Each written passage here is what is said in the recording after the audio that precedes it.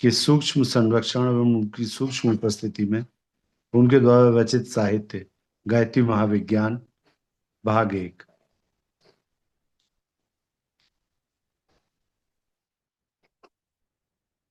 हम लोग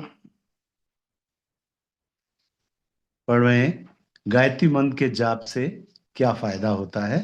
आइए आज का स्वाध्याय प्रारंभ करने के पहले एक बार गायत्री मंत्र साथ साथ।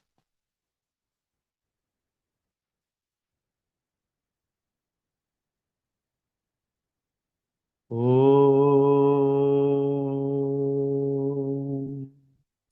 भूर्भुवः स्वः तत्सवितुर्वरेण्यं भर्गो देवस्य धीमहि धियो यो नः प्रचोदयात्। ओम गुरुर्ब्रह्मा गुरुर्विष्णु गुरुर्देव महेश्वर गुरुर्देव परब्रह्म तस्मै श्री गुरुवे नमः। तस्मै श्री गुरुवे नमः। आज यहाँ से शुरू करना है ओम भैया। ये स्वर्गीय पंडित मोतीलाल नेहरू। जी प्रभु, पीछे जब हम लोगों ने स्वाध्याय किया था तो हम लोग यहीं तक पहुंचे थे। ठीक है। अपने भारत के प्रथम प्रधानमंत्री श्री जवाहरलाल नेहरू के पिताजी स्वर्गीय पंडित मोतीलाल जी नेहरू का जीवन उस समय के वातावरण के कारण यद्यपि एक भिन्न कर्तव्य क्षेत्र में व्यतीत हुआ था, पर जीवन के अंतिम समय में उनको गायत्री का ध्यान आया।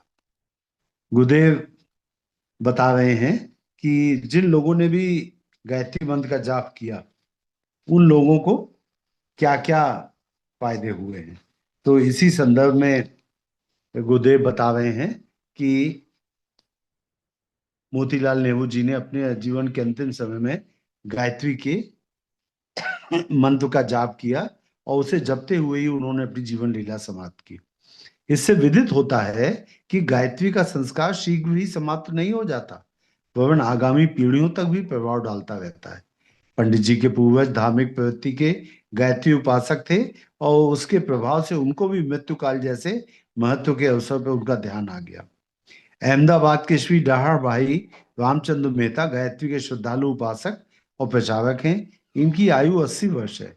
शरीर और मन में सतोगुण की अधिकता होने से वे सभी गुण उनमें परिलक्षित होते हैं जो महात्माओं में पाए जाते हैं। जब आप गायत्री मंत्र का जाप नियमित करेंगे तो निश्चित रूप से तमोगुण और रजोगुण की कमी होगी और सतोगुणी प्रवृत्तियां शरीर में बढ़ेंगी। और सतोगुणी प्रवृत्तियां शरीर में बढ़ने से वो अनेक गुण शरीर में परिलक्षित होते हैं जो संतों और महात्माओं में होते हैं।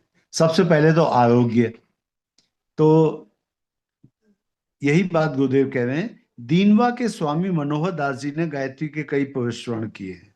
उनका कहना है कि इस महासाधना से मुझे इतना अधिक लाभ हुआ है कि उसे प्रकट करने की उसी प्रकार इच्छा नहीं होती जैसे लोभी को अपना धन प्रकट करने में संकोच होता है।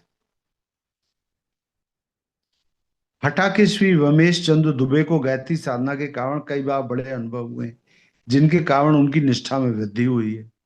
पाटन के श्री जटाशंकर नंदी की आयु 77 वर्ष से अधिक है। वे गत 50 वर्षों से गायत्री उपासना कर रहे हैं। कुविचारों कुसंस्कारों से मुक्ति एवं दैवी तत्वों की अधिकता का लाभ उन्होंने प्राप्त किया है और इसे वे जीवन की प्रधान सफलता मानते हैं। वृंदावन के काठिया बाबा, उड़िया बाबा, प्रज्ञा चक्षु स्वामी गंगेश्वर आनंद जी गायत्री उपासना से आरंभ करके अपनी साधना को आगे बढ़ाने में समर्थ हुए थे।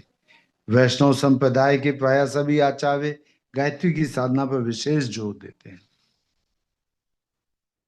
नवाबगंज के पंडित बलभद्र जी ब्रह्मचारी, सहारनपुर जिले के श्री स्वामी देवदर्शन जी, बुलंदशहर उत्तर प्रदेश के परिव्राजक महात्मा योगानंद जी, ब्रह्मनिष्ठ श्री स्वामी ब्रह्मर्षि दास जी उदासीन, बिहार प्रांत के महात्मा अनासक्त जी, यज्ञाचार्य पंडित जगन्नाथ शास्त्री, राजगढ़ के महात्मा हरिओम तत्सत आदि कितने ही संत महात्मा गायत्री उपासना में पूर्ण मनयोग के साथ संलग्न है। अनेक गृहस्थ भी तपस्वी जीवन व्यतीत करते हुए महान साधना में प्रवृत्त हैं। इस मार्ग पर चलते हुए उन्हें महत्वपूर्ण आध्यात्मिक सफलताएं प्राप्त हो रही हैं। हमने स्वयं अपने जीवन के आरंभ काल में गायत्री की उपासना की है और वह हमारा जीवन आधार ही बन गई है। दोषों, विकारों, कषाय कल्मशों, कुविचार और कुसंस्कारों को हटा देने में जो थोड़ी सी सफलता मिली है, वह श्रेय इसी साधना को है। ब्राह्मणत्व की, ब्राह्मी भावनाओं की, धर्म परायणता की, सेवा, स्वाध्याय, संयम और तपस्या की जो यत्किंचित प्रवृत्तियां हैं, वे माता की कृपा के कारण है। देखिए गुरुदेव की कितनी कठिन साधना, कितना जीवन उनका तप में बीता, लेकिन कितने सरल हैं गुरुदेव हृदय से कि अपनी किसी भी तपस्या को, अपने किसी भी कृत्य को, अपनी किसी भी तपस्या को कोई महत्व ना देके कह रहे हैं कि माँ की कृपा से मिला है सब कुछ। यही भावना हम सबके कारण होना चाहिए, हम सबके अंदर में भी यही बात आए। अनेक बार विपत्तियों से उसने बचाया है और अंधकार में मार्ग दिखाया है। आप बीती इन घटनाओं का वर्णन बहुत विस्तृत है, जिसके कारण हमारी श्रद्धा दिन दिन माता के चरणों में बढ़ती चली आई है। इन वर्णनों के लिए इन पंक्तियों में स्थान नहीं है। हमारे प्रयत्न और प्रोत्साहन से जिन सज्जनों ने वेद माता की उपासना की है, उनमें आत्मशुद्धि, पाप से घृणा, सन्मार्ग में श्रद्धा, सतोगुण की वृद्धि, संयम, पवित्रता, आस्तिकता, जागरूकता एवं धर्म परायणता की प्रवृत्तियों को बढ़ते हुए पाए। गुरुदेव कह रहे हैं जो लोग भी गायत्री मंत्र का जाप करेंगे, उनमें इन सभी सद्गुणों की वृद्धि होगी और पवित्रता, आस्तिकता, जागरूकता, दूरदर्शिता, धर्म परायणता, ये सब उनके अंदर भूगुण बढ़ जाएंगे। उन्हें अन्य प्रारंभिक लाभ चाहे हुए ना हो, पर आत्मिक लाभ हर एक को निश्चित रूप से हुए हैं। तो ये लाभ इतने इन पर धन संपत्ति की छोटी मोटी सफलताओं को न्यौछावर करके फेंका जा सकता है।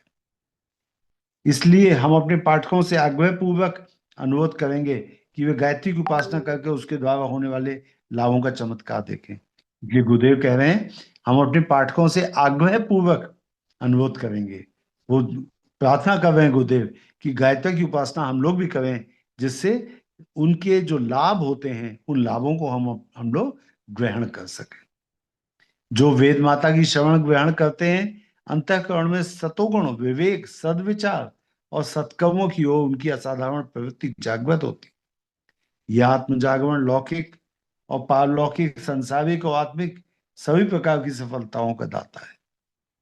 जिनके अंतःकरण में सतोगुण, विवेक, सद्विचार और सत्कर्मों का जागरण होगा, वो लोग सतोगुण से भरपूर हो जाएंगे, पाप उनके नजदीक भी नहीं आएगा और पूर्व जन्मों में भी जितने पाप किए होंगे वो सब भी धीरे धीरे खत्म हो जाएंगे।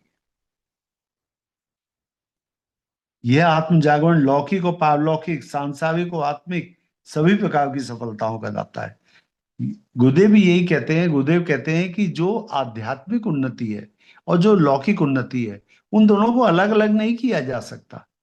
एक सामान्य व्यक्ति जो गृहस्थ धर्म का पालन करते हुए गायत्री मंत्र का जाप कर रहा है, उसके लिए गुरुदेव का कहना है कि आध्यात्मिक उन्नति और लौकिक उन्नति ऐसे हैं जैसे पेट और पीठ, उनको हम अलग नहीं कर सकते, वो एक ही सफलता के दो पहलू हैं।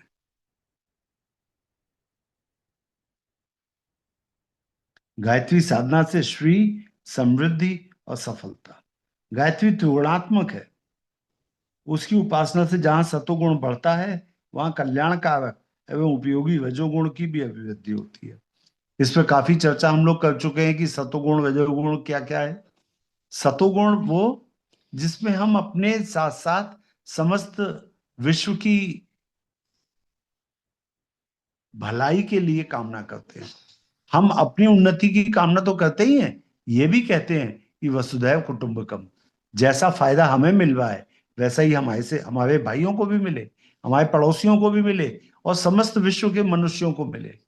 ये अगर भाव आपके अंदर आ गया तो सतोगुणी भाव, और केवल मैं और मेरा परिवार तो ये रजोगुण है। गायत्री त्रिगुणात्मक है, उसकी उपासना से जहां सतोगुण बढ़ता है, वहां कल्याण कारक एवं उपयोगी रजोगुण की भी अभिवृद्धि होती है। रजोगुणी आत्मबल बढ़ने से मनुष्य की गुप्त शक्तियां जागृत होती हैं। जो सांसारिक जीवन के संघर्ष में अनुकूल प्रतिक्रिया उत्पन्न करती है। उत्साह, साहस, स्फूर्ति, निरालस्यता, आशा, दूरदर्शिता, तीव्र बुद्धि, अवसर की पहचान, वाणी में माधुर्य, व्यक्तित्व में आकर्षण, स्वभाव में मिलनसारिता जैसे अनेक छोटी बड़ी विशेषताएं उन्नत तथा विकसित होती हैं, जिसके कारण श्रीम तत्व का उपासक भीतर ही भीतर एक नए ढांचे में ढलता रहता है। उसमें ऐसे परिवर्तन होते जाते हैं जिनके कारण साधारण व्यक्ति भी धनी और समृद्ध हो सकता है। यहाँ पे गुरुदेव हमें बता रहे हैं कि जो लोग भी गायत्री साधना करते हैं और रजोगुणी उनकी भावनाएं हैं, उनके अंतःकरण में रजोगुण की प्रधानता है, तो फिर वो चाहेंगे कि उनकी आध्यात्मिक उन्नति तो हो, लेकिन इस संसार में जब तक वो हैं तब तक भाई धन संपदा भी बनी रहे। तो ये रजोगुणी जो आकांक्षाएं हैं, उनके कारण भी जो श्रीम तत्व का उपासक होता है, वो उसके अंदर ऐसे परिवर्तन होते हैं कि वो धनी और समृद्ध हो जाता है। लेकिन उससे फायदा भी बहुत होगा। उत्साह, साहस, स्फूर्ति, निरालस्यता, मतलब आलस्य रहेगा ही नहीं शरीर में। आशावादी दृष्टिकोण हो जाएगा, दूरदर्शिता, तीव्र बुद्धि, अवसर की पहचान करने लगेगा, वाणी में मधुरता आ जाएगी, व्यक्तित्व में आकर्षण होगा, स्वभाव में मिलनसारी जैसे अनेक छोटी बड़ी विशेषताएं उन्नत तथा विकसित होती हैं, जिसके कारण श्रीम तत्व का उपासक भीतर ही भीतर एक नए ढांचे में ढलता रहता है। उसमें ऐसे परिवर्तन हो जाते हैं जिनके कारण साधारण व्यक्ति भी धनी और समृद्ध हो सकता है। गायत्री उपासकों में ऐसी त्रुटियां जो मनुष्य को दुखी बनाती हैं, नष्ट होकर वे विशेषताएं उत्पन्न होती हैं जिनके कारण मनुष्य को हमेशा समृद्धि, संपन्नता और उन्नति की ओर अग्रसर होता है। गायत्री अपने साधकों की झोली में सोने के छफियां नहीं उड़ेलती है, ठीक है, पर यह भी ठीक है कि वह साधक उन विशेषताओं को उत्पन्न करती है, कि वह साधक में उन विशेषताओं को उत्पन्न करती है जिनके कारण वह अभावग्रस्त और दीनहीन नहीं रह सकता। गुरुदेव कह रहे हैं ऐसा तो नहीं होगा कि हम गायत्री मंत्र का जाप करें और हमारी झोली में सोने के सिक्के आ जाएं, ये तो नहीं हो सकता। लेकिन होगा क्या? वह साधक उन विशेषताओं को धारण करने लगेगा जिसके कारण वो भावग्रस्त नहीं रहेगा, दीनहीन नहीं रहेगा। वो ऐसे कार्य करने लगेगा जिससे उसका घर परिवार शांति से भोजन कर सके और एक साधारण ब्राह्मणोचित जीवन जी सके। गुरुदेव कह रहे हैं इस प्रकार के अनेकों उदाहरण हमारी जानकारी में है। उनमें से कुछ नीचे दिए जाते हैं। ग्राम हर्रई, जिला छिंदवाड़ा के पंडित भुवेलाल ब्रह्मचारी लिखते हैं, रोजी में उत्तरोत्तर वृद्धि के कारण मैं धन धान्य से परिपूर्ण हूँ। जिस कार्य में हाथ डालता हूँ उसी में सफलता मिलती है। अनेक तरह के संकटों का निवारण आप ही आप हो जाता है।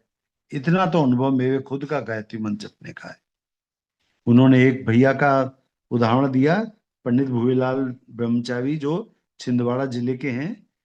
उन्होंने कहा कि मैं जिस काम में भी हाथ डालता हूँ सफलता मिल जाती है। झांसी के पंडित लक्ष्मीकांत झा व्याकरण साहित्याचार्य लिखते हैं, बचपन से ही मुझे गायत्री पर श्रद्धा हो गई थी और उसी समय से 1000 मंत्रों का नित्य जप करता हूँ। इसी के प्रताप से मैंने साहित्याचार्य, व्याकरणाचार्य, साहित्य रत्न तथा वेद शास्त्री आदि परीक्षाएं उत्तीर्ण की तथा संस्कृत कॉलेज झांसी का प्रिंसिपल बना। मैंने एक सेठ के 16 वर्षीय मरणासन पुत्र के प्राण गायत्री जप के प्रभाव से बचते हुए देखे, जिससे मेरी श्रद्धा और भी दृढ़ हो। वृंदावन के पंडित तुलसीदास शर्मा लिखते हैं, लगभग 10 वर्ष हुए होंगे श्री उड़िया बाबा की प्रेरणा से हाथरस निवासी लाला गणेशी लाल ने गंगा किनारे कर्णवास में 24 लाख गायत्री का अनुष्ठान करवाया था। उसी समय से गणेशी लाल जी की आर्थिक दशा दिन दिन ऊंची उठती गई और अब उनकी प्रतिष्ठा, संपन्नता तब से चौगुनी है।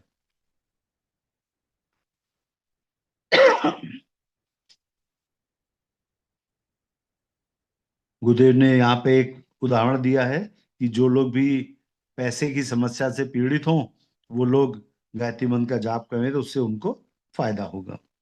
प्रतापगढ़ के पंडित हरनारायण शर्मा लिखते हैं, मेरे एक निकट संबंधी ने काशी में एक महात्मा से धन प्राप्ति का उपाय पूछा। महात्मा ने उपदेश दिया कि प्रातःकाल 4 बजे उठकर शौचादि से निवृत्त होकर स्नान संध्या के बाद खड़े होकर नित्य 1,000 गायत्री मंत्र का जप किया करो। उसने ऐसा ही किया, फलस्वरूप उसका आर्थिक कष्ट दूर हो गया।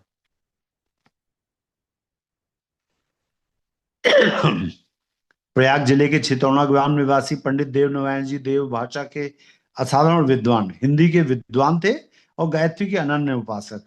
30 वर्ष की आयु तक अध्ययन करने के उपरांत उन्होंने गृहस्थ आश्रम में प्रवेश किया। स्त्री बड़ी सुशील एवं पतिभक्त मिली। विवाह के बहुत काल बीत जाने पर भी जब कोई संतान नहीं हुई तो वह अपने आप को बंधत्व से कलंकित समझकर दुखी रहने लगे। पंडित जी ने उनकी इच्छा जानकर 1.25 लाख गायत्री मंत्र का जाप का अनुष्ठान किया। कुछ ही दिन में उनके एक प्रतिभावान मेधावी पुत्र उत्पन्न हुआ, जो आजकल देवभाषा की सर्वोच्च उपाधि प्राप्त करने की तैयारी कर रहा है।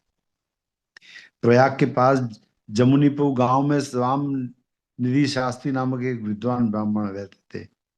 वे अत्यंत निर्धन थे, पर गायत्री साधना में उनकी बड़ी तत्परता थी। एक बार 9 दिन उपवास करके उन्होंने नवान प्रवेशण किया। प्रवेशण के अंतिम दिन अर्धरात्रि को भगवती ने बड़े दिव्य स्वरूप में उन्हें दर्शन दिया और कहा, तुम्हारे इस घर में अमुक स्थान पर अशर्फियों से घड़ा भरा घड़ा रखा है, उसे निकालकर अपनी दरिद्रता दूर करो। पंडित जी ने घड़ा निकाला और वे निर्धन से धनपति हो गए। इंदौर निवासी पंडित वत्सपाल जी ने बताया है कि एक व्यक्ति अपनी पत्नी के साथ लड़ाई झगड़ा करता रहता था। थोड़े दिन तक गायत्री मंत्र से अभिमंत्रित जल पीने से उसका स्वभाव बदल गया और स्त्री पुरुष दोनों में उत्तरोत्तर स्नेह बढ़ता गया। बड़ौदा के वकील रामचंद्र कालीशंकर पाठक आरंभ में 10 रुपए महीने की एक छोटी नौकरी करते थे। उस समय उन्होंने एक गायत्री प्रवेशण किया। तब से उनकी रुचि विद्याध्ययन में लगी और धीरे धीरे प्रसिद्ध कानूनदां हो गए। उनकी मासिक आमदनी करीब 500 रुपए तक है। महुआ काठियावाड़ के रणछोड़ लाल भाई का कथन है कि एक मनुष्य का लड़का मैट्रिक में 2 बार फेल हो चुका था। अंत में उसने दुखी होकर गायत्री का जप करवाया। उस वर्ष उसका लड़का अच्छे नंबरों से पास हुआ। गुजरात के मधुसूदन स्वामी का नाम संन्यास लेने से पहले माया शंकर दयाशंकर पंड्या था। वे सिद्धपुर में रहते थे। आरंभ में वे 25 रुपए मालिक के नौकर थे। उन्होंने हर रोज एक गायत्री जप से आरंभ करके 4,000 तक का गायत्री जप प्रतिदिन करना शुरू। फलस्वरूप उनकी पद वृद्धि हुई। वे बड़ौदा राज्य रेलवे के असिस्टेंट ट्रैफिक सुपरिंटेंडेंट के ओहदे तक पहुंचे। उस समय उनका वेतन 300 रुपए महीना था। सोचिए, जो 25 रुपए महीना वेतन पाते थे वो अफसर 300 रुपए महीने की नौकरी पे पहुंचे। उत्तरावस्था में उन्होंने संन्यास ले लिया था। मांडुक्य उपनिषद पर कारिका लिखने वाले मांडुक्य उपनिषद जो है उस पे एक कारिका लिखते थे भैया। कारिका का मतलब होता है उसका एक्सप्लेनेशन। जैसे भगवत गीता में संस्कृत के श्लोक हैं, कठिन है, किसी को अगर समझ में ना आए तो हिंदी अनुवाद पढ़ ले। तो इसी तरह से कारिका होती है। उपनिषद भी संस्कृत के श्लोक हैं, तो उपनिषदों में जो संस्कृत श्लोक हैं उनका हिंदी में ट्रांसलेशन या उन पे टीका लिखना कारिका कहलाता है। मांडुक्य उपनिषद पे मतलब कारिका कारिका, लिखने वाले कारिका तो आज आपने स्पष्ट कर दिया कि कारिका होता है कि संस्कृत में टीका।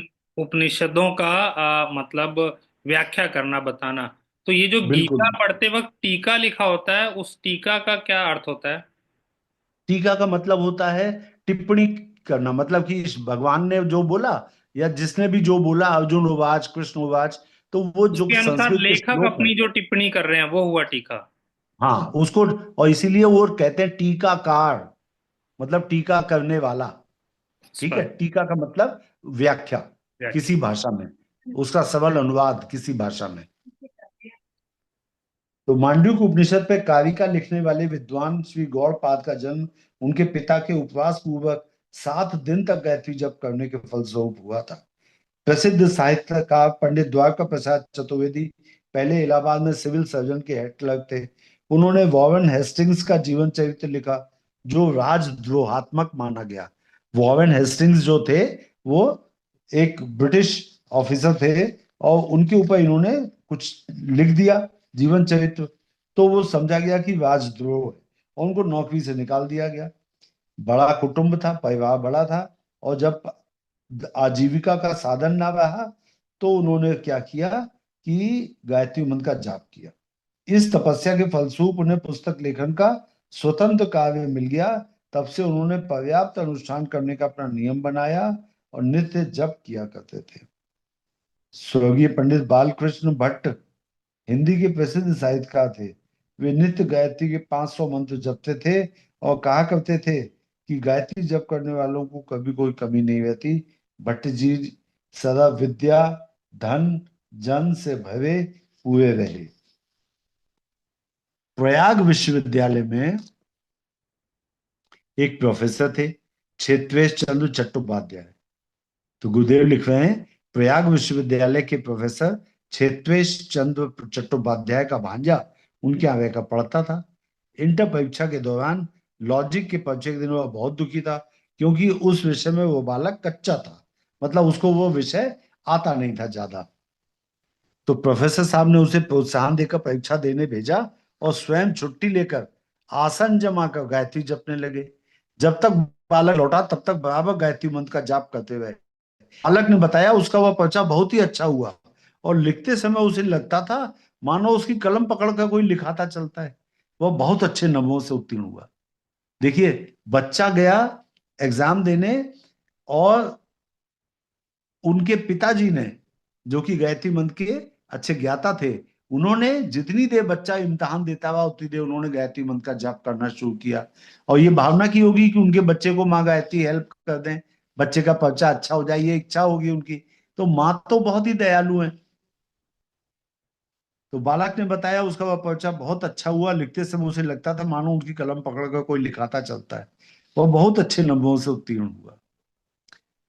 एक बरेली में डॉक्टर हैं, उनका नाम है सुशील टंडन। वो बताते हैं, वो सर्जन है। वो कहते हैं कि जब कभी भी उनको बहुत कठिन ऑपरेशन कोई करना होता है, वो अपने गुरु को याद करते हैं और गायत्री मंत्र का जाप करते हैं, और ऐसा लगता है जैसे कोई हेल्प कर रहा है ऑपरेशन करने में उनकी। इलाहाबाद के पंडित प्रताप नारायण चतुर्वेदी की नौकरी छूट गई। बहुत तलाश करने पर भी जब कोई जगह ना मिली, तो उन्होंने अपने पिता के आदेशानुसार गायत्री का 1.25 लाख का जप किया। समाप्त होने पर उसी पायोनियर प्रेस में पहली नौकरी की अपेक्षा 2.5 गुने वेतन की जगह मिल गई।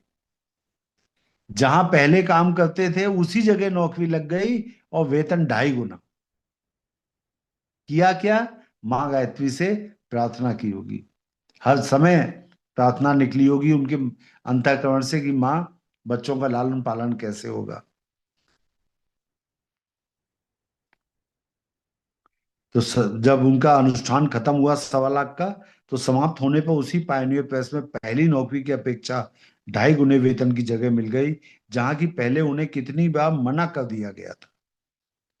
कलकत्ता के शाह मोडकमल केजरीवाल आवन में जोधपुर राज्य के गांव में 12 रुपए मासिक के अध्यापक थे। ये किसी के विषय में लिखा है गुरुदेव ने, शाह मोडकमल केजरीवाल जोधपुर राज्य के गांव में 12 रुपए महीने की नौकरी करते थे और टीचर थे। एक छोटी सी पुस्तक से आकर्षित होकर उन्होंने गायत्री जपने का नित्य नियम बनाया। जब करते करते अचानक उनके मन में स्फुरणा हुई। स्फुरणा का मतलब इच्छा। उनके मन में अंतः प्रेरणा हुई कि मुझे कलकत्ता जाना चाहिए, वहां मेरी आर्थिक उन्नति होगी। निदान वे कलकत्ता पहुंचे। वहां व्यापारिक क्षेत्रों में वो नौकरी करते रहे और श्रद्धा पूर्वक गायत्री साधना करते रहे। रूई के व्यापार से उन्हें भारी लाभ हुआ, और थोड़े ही दिन में लखपति बन गए। कहाँ 12 रुपए महीने की नौकरी करते थे, और गायत्री मंत्र का जाप किया तो उनको अंतः प्रेरणा हुई कि कलकत्ता जाना चाहिए, वहां पे मेरी आर्थिक उन्नति होगी। बुल्ढाना के श्री बद्री प्रसाद वर्मा बहुत निर्बल आर्थिक स्थिति के आदमी थे। 50 रुपए मासिक में उन्हें अपने 8 आदमियों के परिवार का गुजारा करना पड़ता था। कन्या विवाह योग्य हो गई। अच्छे घर में विवाह करने के लिए हजारों रुपया दहेज की आवश्यकता थी। वे दुखी रहते और गायत्री माता के चरणों में आंसू बहाते रहते। अचानक से एक ऐसा संयोग हुआ, एक डिप्टी कलेक्टर के लड़के की बारात कन्या पक्ष वालों से झगड़कर बिना ब्याह वापस लौट रही थी। डिप्टी साहब वर्मा जी को जानते थे, रास्ते में उनका गांव पड़ता था। उन्होंने वर्मा जी के पास प्रस्ताव भेजा कि अपनी कन्या का विवाह आज ही हमारे लड़के से कर दें। वर्मा जी राजी हो गए। एमए पास लड़का जो कि नहर विभाग में 600 रुपये मासिक का नौकरी करता था, इंजीनियर था, उससे उनकी कन्या की शादी कुल 150 रुपये में हो गई। कहाँ हजारों रुपए वो सोच रहे थे दहेज में देने पड़ेंगे, और केवल 150 रुपये में शादी हो गई। देहरादून का वसंत कुमार नामक छात्र एक वर्ष मैट्रिक में फेल हो चुका था। दूसरे वर्ष भी पास होने की आशा न थी। उसने गायत्री उपासना की और परीक्षा में अच्छे नंबरों से पास हुआ। देखिए कितने बड़े बड़े एग्जाम्पल दे रहे हैं गुरुदेव। ये सब इसलिए कि हम लोगों को थोड़ी प्रेरणा मिले कि गायत्री मंत्र का जाप कर सकें। संबलपुर के बाबू कौशल किशोर महेश्वरी अ- असवर्ण माता पिता से उत्पन्न होने के कारण असवर्ण माता पिता से उत्पन्न होने के कारण जाति से बहिष्कृत थे। विवाह न होने के कारण उनका चित्त बड़ा दुखी रहता था। गायत्री माता से अपना दुख रोकर चित्त हल्का कर लेते थे। 26 वर्ष की आयु में उनकी शादी एक सुशिक्षित उच्च घराने की अत्यंत रूपवती तथा सर्वगुण संपन्न कन्या के साथ हुई। माहेश्वरी जी के अन्य भाई बहनों की शादी भी उच्च तथा संपन्न परिवारों में हुई। जाति बहिष्कार के अपमान से उनका परिवार पूर्णतया मुक्त हो गया। कितनी भी मुसीबतें आए, अगर गायत्री मंत्र का जाप करते हैं तो सभी मुसीबतों से छुटकारा मिल जाता है। हृदय नगर जिला मंडला के पंडित शंभू प्रसाद मिश्र गायत्री के अनन्य भक्त हैं। अपने से कई गुने साधन संपन्न विरोधियों को परास्त करके वे डिस्ट्रिक्ट बोर्ड के चेयरमैन चुने गए। बहालपुर के राधा वल्लभ तिवारी के विवाह से 16 वर्ष बीत जाने पर भी संतान ना हुई। उन्होंने गायत्री उपासना का आश्रय लिया। फलस्वरूप उन्हें एक कन्या और एक पुत्र की प्राप्ति हुई। प्राचीन काल में दशरथ जी को गायत्री द्वारा पुत्रेष्टि यज्ञ करने पर और राजा दिलीप को गुरु वशिष्ठ के आश्रम में गायत्री उपासना करते हुए गो दुग्ध का कल्प करने पर सुसंतति की प्राप्ति हुई थी। राजा अश्वपति ने गायत्री यज्ञ करके संतान पाई थी। कुंती ने बिना पुरुष संभोग के गायत्री मंत्र द्वारा सूर्य को आकर्षित करके कर्ण को उत्पन्न किया था। दिल्ली में नई सड़क पर श्री बुद्धू राम भट्ट नामक एक दुकानदार, इनके 45 वर्ष की आयु तक कोई संतान न हुई।